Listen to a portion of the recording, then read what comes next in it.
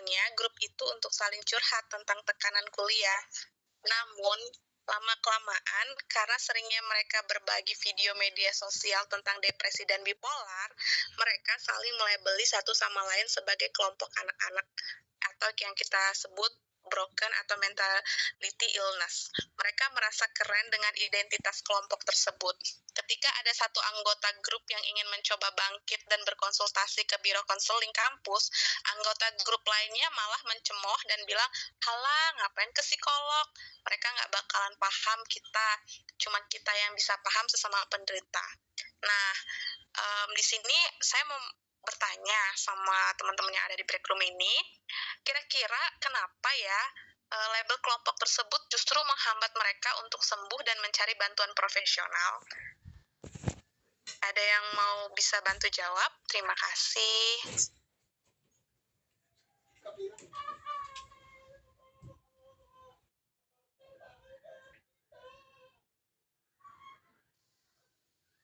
Ayo, mungkin ada yang mau coba menjawab atau pernah punya pengalaman, oh saya pernah nih kayak begini, atau janganlah grup WA kampus ya, misalnya di sekolah atau di sesama teman-teman itu kita sesama penderita ibaratnya itu bikin satu kelompok tertentu, bikin WAG itu sharing-sharing di situ curhat, tapi malah justru bisa menjerumuskan kita untuk tidak ke tenaga profesional untuk konsultasi. Nah kayak gitu ada yang udah pernah belum? Itu gimana menurut teman-teman? Boleh dong di sharing di sini.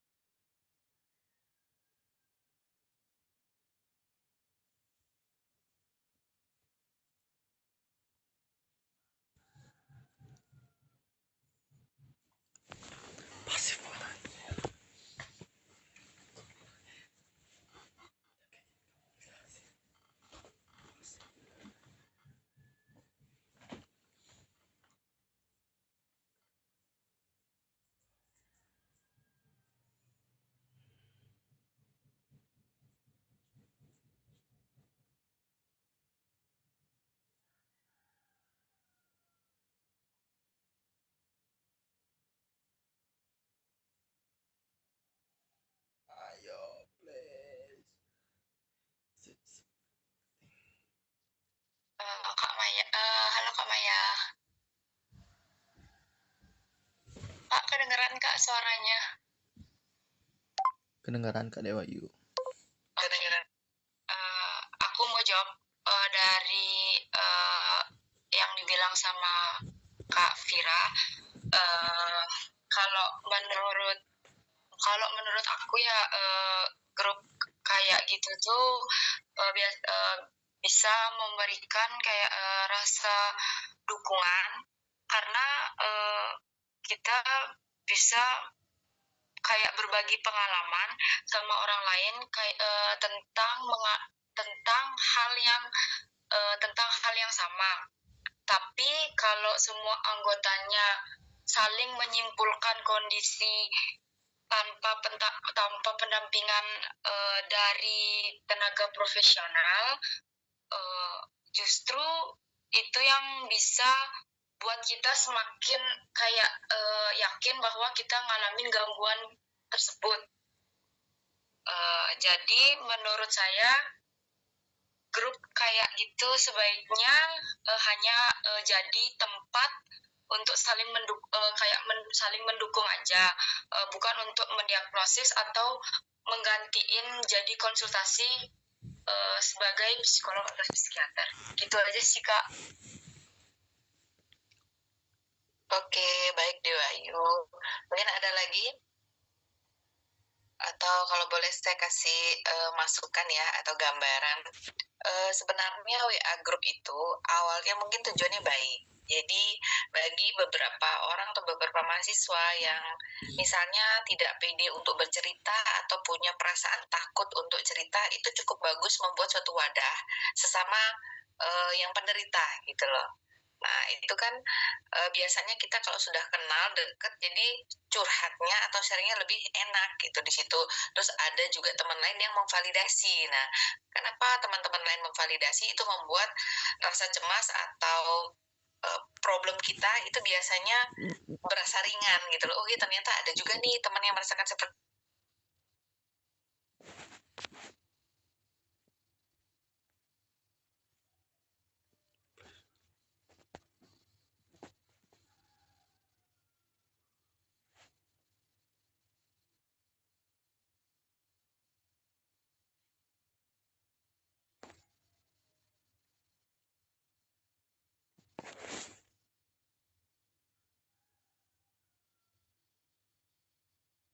lama-lama misalnya malah jadi kita ketergantungan emosional, begitu tidak dapat validasi, nah kita merasa, aduh gimana ya, semakin parah lah gitu loh kecemasan tersebut atau problem yang kita hadapi.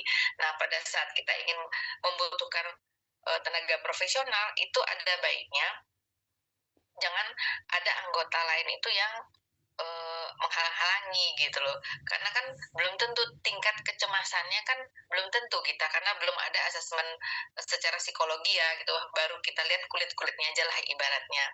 Nah, menurut saya ada baiknya WAG itu bagus untuk sebagai tempat curhat dan validasi, tapi ada baiknya untuk mendukung, saling mendukung untuk mencari solusi yang lebih baik lagi gitu misalnya, ataupun kalau ada yang menghalang-halangi itu bisa ditegur, atau hubungilah secara pribadi japri gitu, misalnya kirim WA, tolong ya jangan menghalang-halangi si ini misalnya, dia sepertinya lebih parah atau tidak sembuh atau semakin berat kasusnya, kasihlah dia untuk ke profesional, karena kita tidak tahu kan sedalam apa atau skalanya berapa kecemasan, apakah meningkat sampai ke depresi dan lain-lain gitu. Terus kalaupun ada di kampus ada tempat untuk konsultasi secara psikologi itu lebih bagus lagi, karena kan kampus ibaratnya lingkungannya lebih lebih deket ya dengan mahasiswa.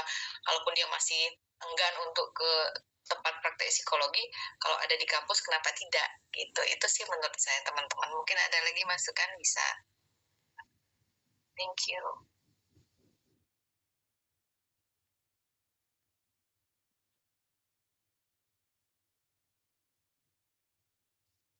Atau bisa saya tambahkan juga di lingkungan-lingkungan kecil seperti sekolah ya, contoh sekolah, seandainya di sekolah tersebut ada misalnya kalau di sekolah kan ada BK nih, nah bimbingan konseling. Nah kalau seandainya di sekolah tuh ada bagian BK-nya atau guru lah yang incas sebagai tempat untuk menampung aspirasi ataupun problem-problem murid, itu lebih bagus lagi. Tapi sebaiknya jangan dulu kita mendiagnosa secara dini itu, kita tuliskan saja dulu keluhannya apa, mungkin kita validasi perasaannya, kita kuatkan, kita positifkan dulu, nanti kalau dilihat dia mungkin tidak ada perbaikan atau progres yang lebih bagus, mungkin bisa kita rujuk gitu ke tempat-tempat praktek psikologi. Itu sih menurut saya. Tapi paling enggak di lingkungan terdekat antara mahasiswa atau siswa itu ada baiknya punya wadah untuk menampung masalah-masalah atau problem yang biasanya dihadapi oleh para siswa dan mahasiswa. Begitu. Mungkin ada dari teman-teman di breakout room ini ingin disampaikan, boleh nanti kita coba cari solusi sama-sama.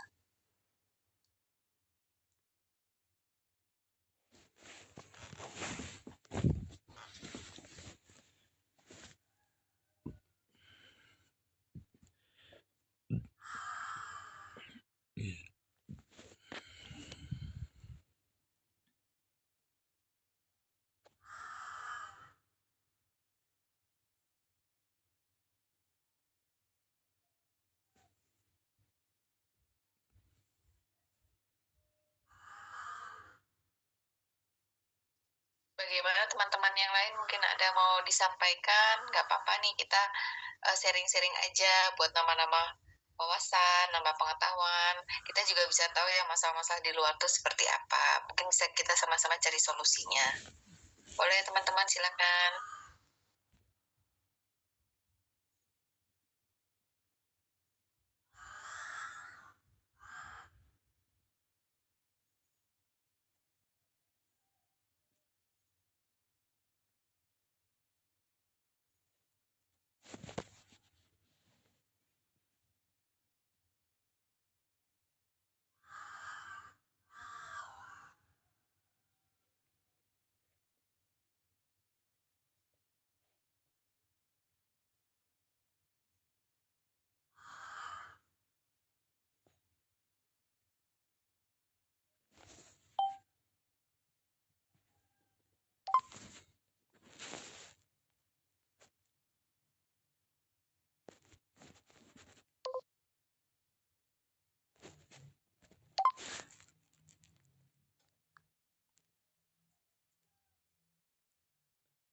Maya mungkin bisa dibagikan video yang tadi. Aku belum dapat izin share link nih, sebentar aku tanya admin dulu ya. Oh gitu. Oh iya ya Ibu.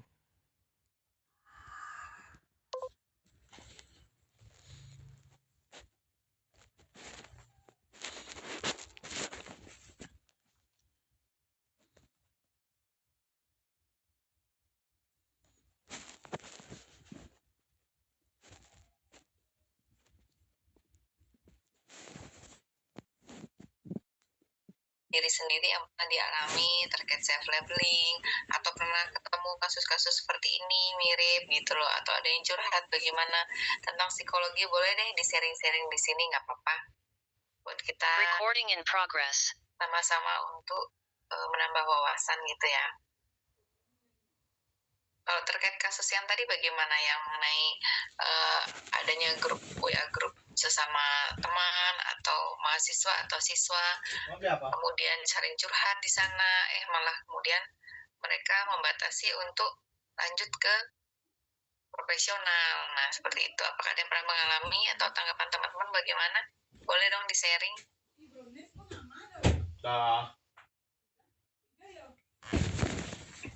Tadi sate.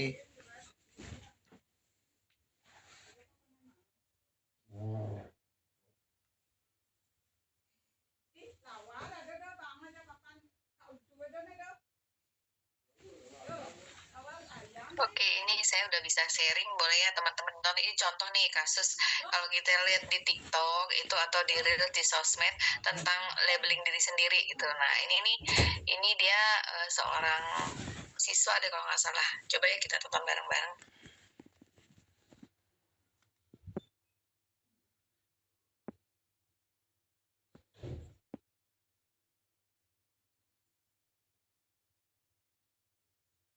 Recording stopped.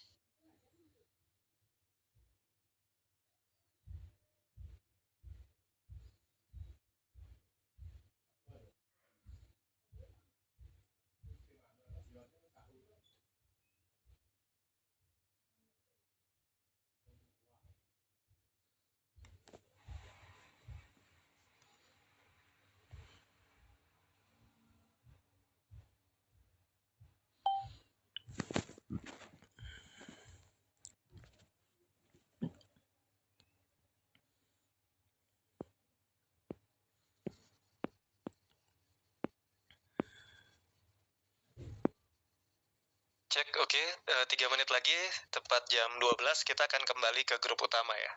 Terima kasih.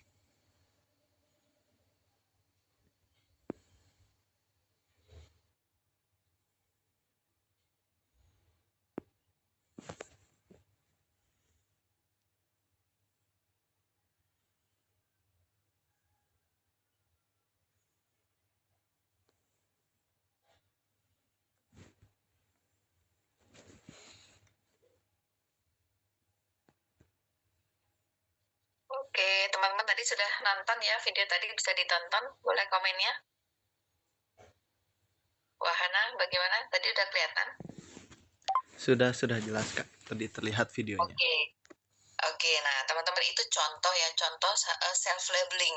Jadi dia tuh seorang karyawan di suatu tempat bekerja kali ya. Nah, menurut dia tuh point of view seorang OCD.